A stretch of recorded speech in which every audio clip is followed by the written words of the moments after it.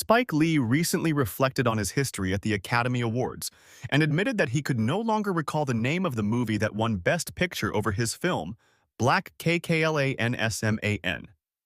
In 2019, Lee's project was nominated in the top category but lost to Green Book, a result that sparked a memorable reaction from the filmmaker as he expressed visible frustration during the ceremony.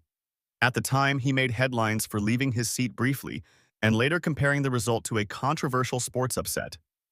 During a recent conversation, Lee acknowledged the moment but shared that the details have since faded from his memory.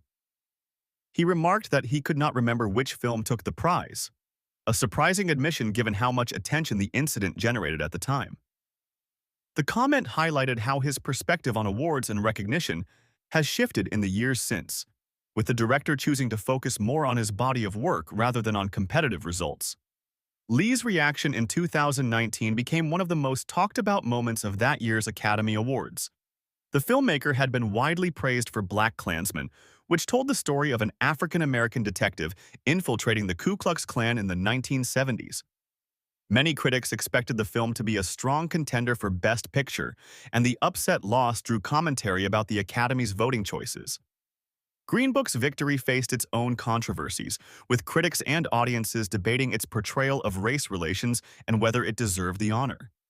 Over time, Lee has maintained his reputation as a director unafraid to speak his mind, whether about Hollywood, politics, or social justice. His latest remark about forgetting the winner may be interpreted as a sign that he has moved beyond the disappointment, choosing not to dwell on a past decision that sparked intense conversation. The comment also underscores how awards, while celebrated, may hold less long-term significance for artists whose careers span decades and whose legacies are defined by much more than a single evening.